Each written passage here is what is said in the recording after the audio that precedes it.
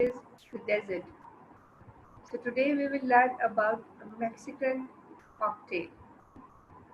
Day is Monday, date is 20th of July.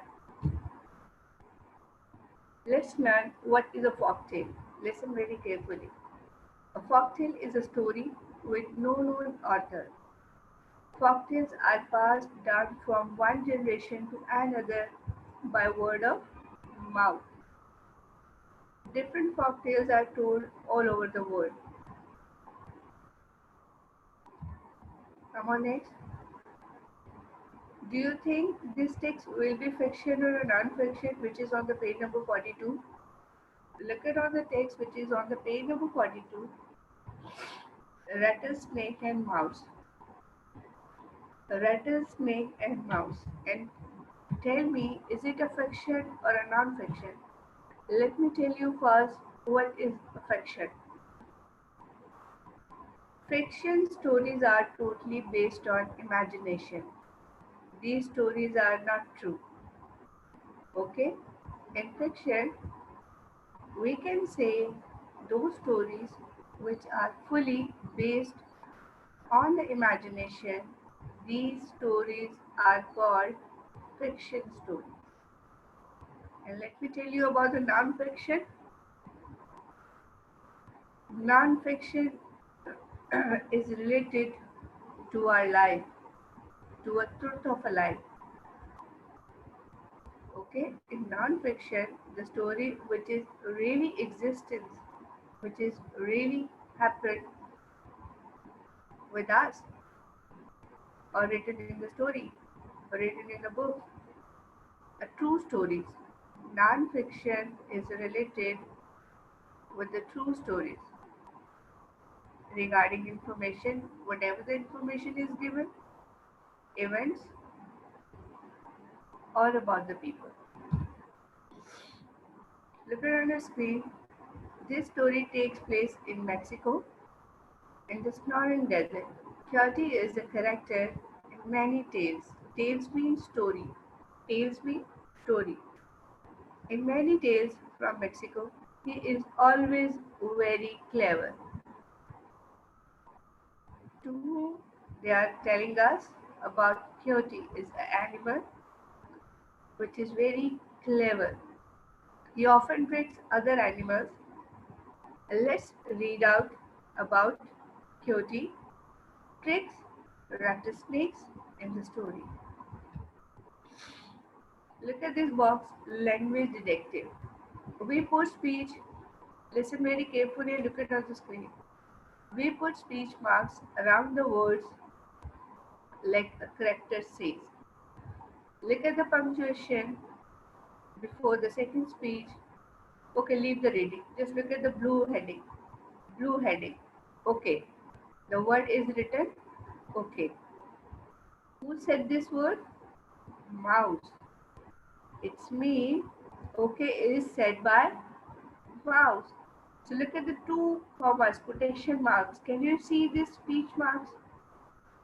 Speech marks, which is around the word okay. When we put these speech marks around the word which are saying or which are said by the person, it is called speech marks, and it is also a part of a punctuation. We will find three more other punctuation marks in the text. I'm going to read for you. And keeping in mind, this is also a track 27. Track 27. I'm going to read. Stay with me. Rattlesnake and Mouse. It was in evening in the desert. Mouse ran here and there, looking for seeds to eat. As Mouse ran past a rock, he heard a voice. Help! Help! Can you see after the word there is a one sign, a one and with the small dot. This is called exclamation mark. When we are excited, when we say something in a shout, after that word we will use the exclamation mark. Said the voice, I'm trapped under this rock. Is that you, Rattlesnake? Asked Mouse. Can you See this word? Can you see this line? Is that you, rattlesnake? Speech commas, quotation marks are there. Why? Because mouse is asked to it rattlesnake. Yes, it's me, said rattlesnake. Please push the rock and let me out. If I let you out, you will eat me, said Mouse. No, I will eat you, I promise, said Rattlesnake. Please let me out. Okay, said Mouse. Mouse pushed and pushed until the big rock rolled over. Out came Rattlesnake. Number the next. It is on page number 43. Thank you, Mouse, said Rattlesnake. I was under that rock for a long time, and I am very hungry. A little mouse is just what I need for dinner. Wait, said Mouse. You can't eat me. I have just saved your life. You are a kind and fair animal. Mouse smiled at the snake. But I'm not. I'm a hungry rattlesnake, and I'm going to eat you. Just then, Coyote trotted by. The word trotted means it's a type of a walk. It's a type of a walk. Not exactly looks like a walk, like something the way you are walking or the running in between of. We can't say you are running or you are walking. It is in between.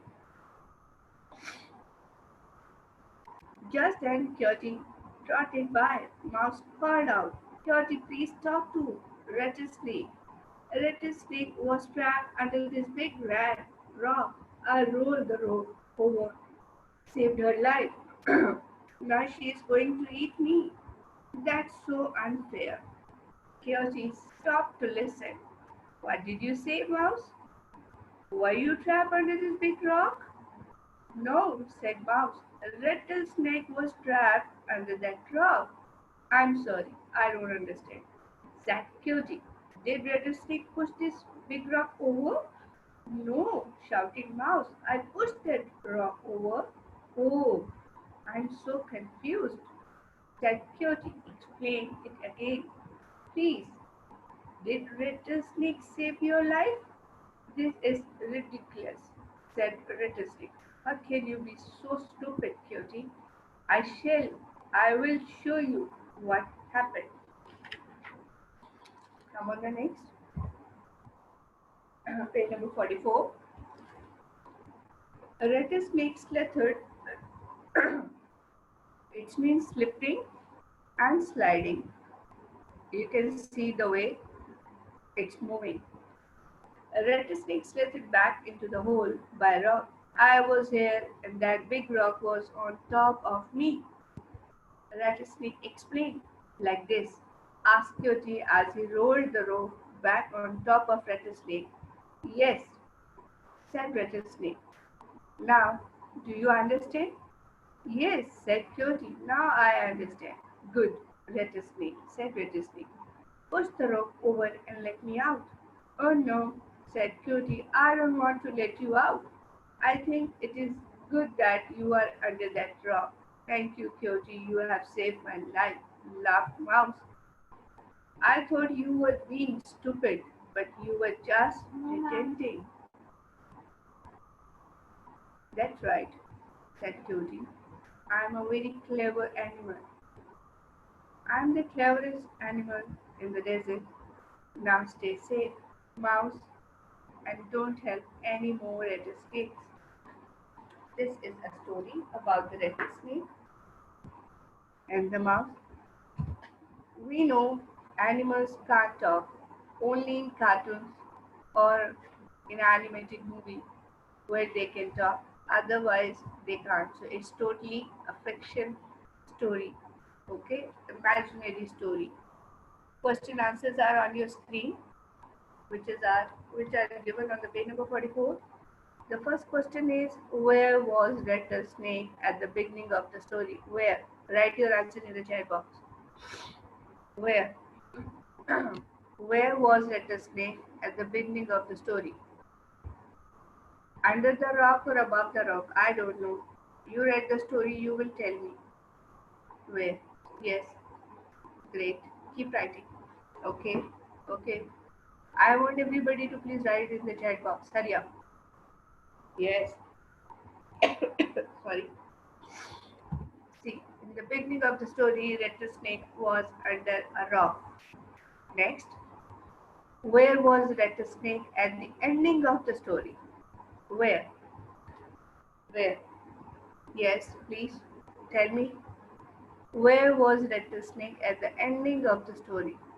Don't you think so? The place is safe. Yes.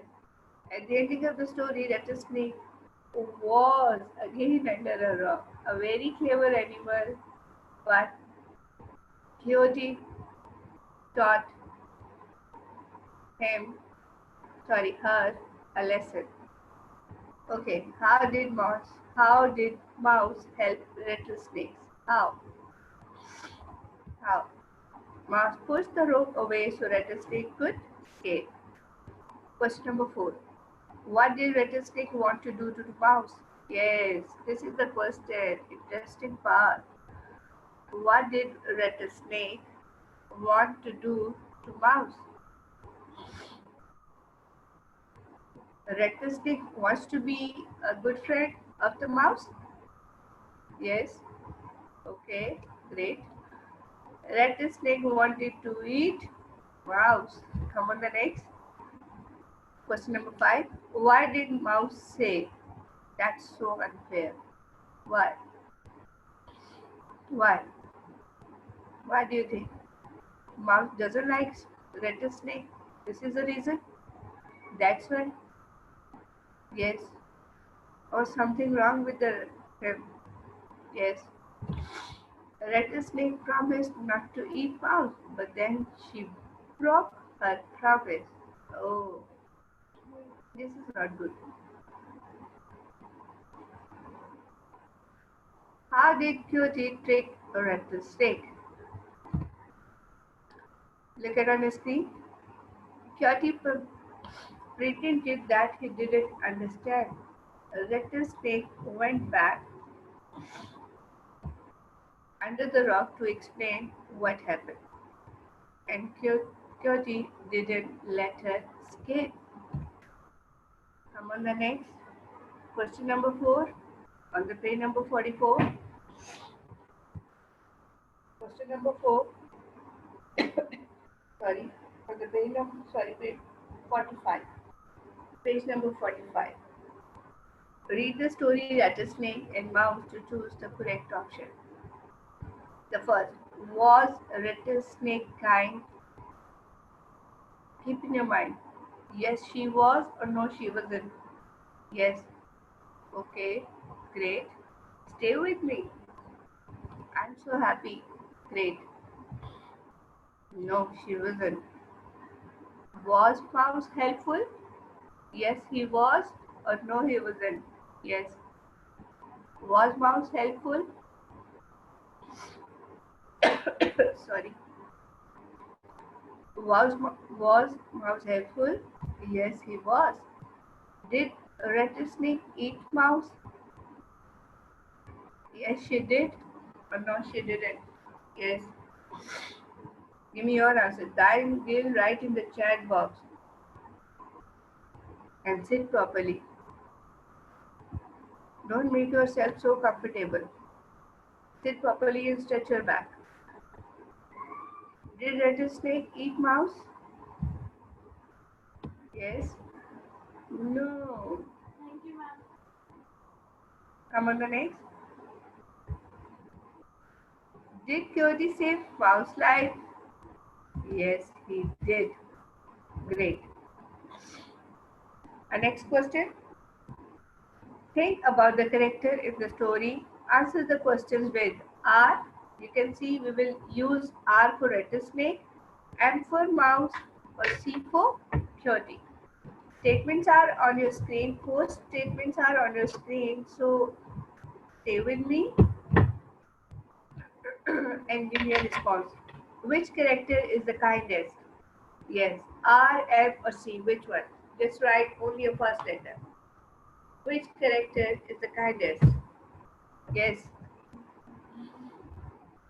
Hurry up. Write in the chat box. Yes. Yes. Great.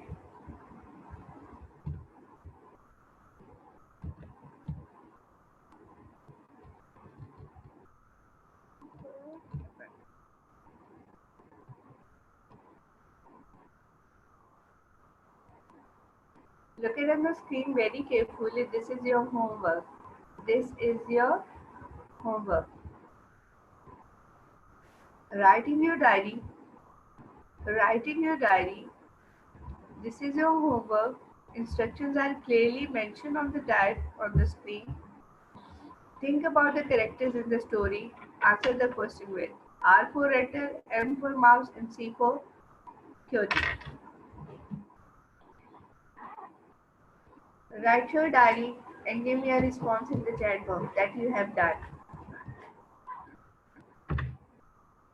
Finish and then please give me a response. I want to share a one story with you. Yes. Hurry up.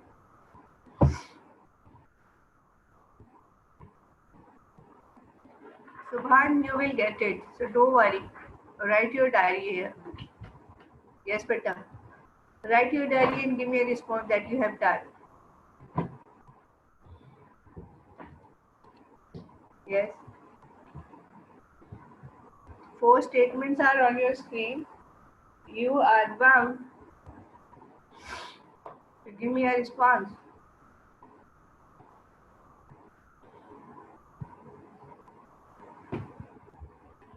Yes. Done? Okay, Irab.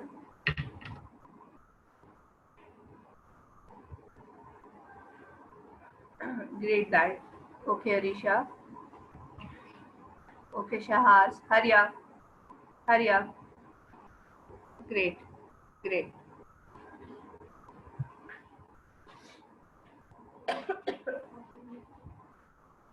This John diary is on your screen.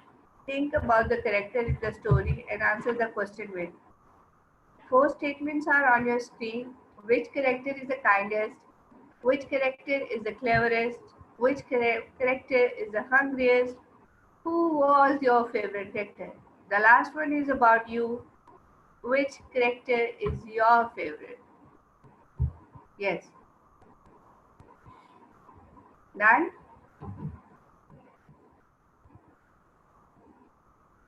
Done? Give me a sign of a thumbs up, so I want to share a one story with you. Hurry up. Okay, my light. Great. The Magic Pot, as told by Pleasant Desvang. Once, a poor but hard-working woodcutter was walking home from the forest with an axe strapped to his back.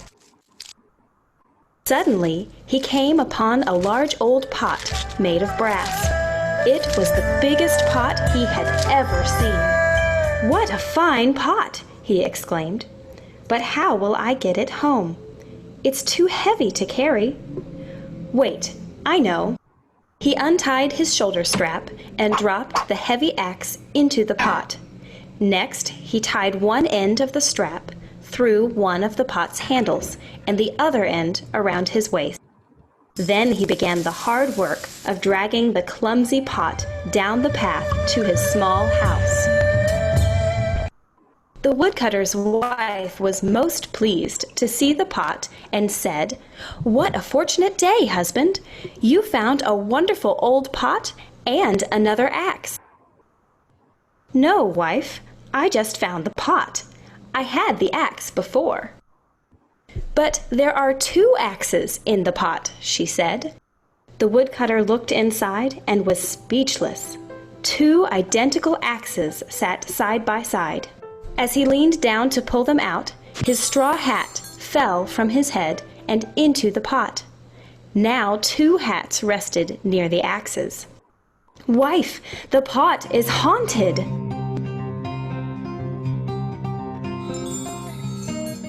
"Or it's magical," she said happily. "Let's put tonight's dinner inside and see what happens." One dinner became 2. "Quickly," said the wife, "get our savings from the jar on the shelf." The handful of coins doubled. "It is magical," cried the woodcutter. "What shall we put in next?" "The money, of course," said his practical wife. "Let's get rich while we can." They placed the coins inside repeatedly, and the amount doubled each time.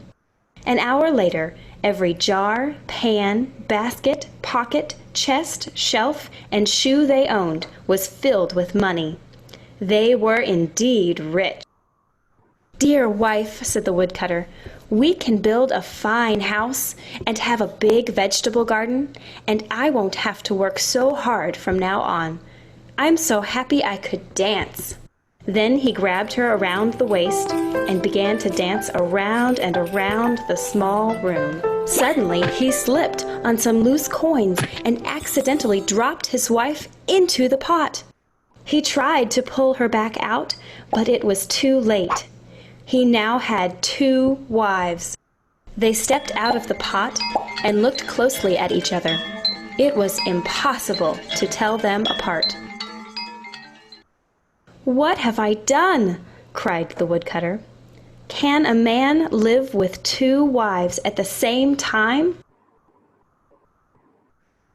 "Not in my house," said the first wife. "Not in my house," said the second wife. Both women smiled and grabbed the woodcutter and made him get into the pot. 2 woodcutters climbed back out. "Can 2 families live in the same house?" asked both of the men. "No," said the first wife. "No," echoed the second wife. Half the money was given to the second couple, and they built an elegant house. It was right next to the first couple's fine new house. Ever since that time, the people of the village have remarked on the strong resemblance of the woodcutter and his wife's new relatives, the ones who must have brought them all that money.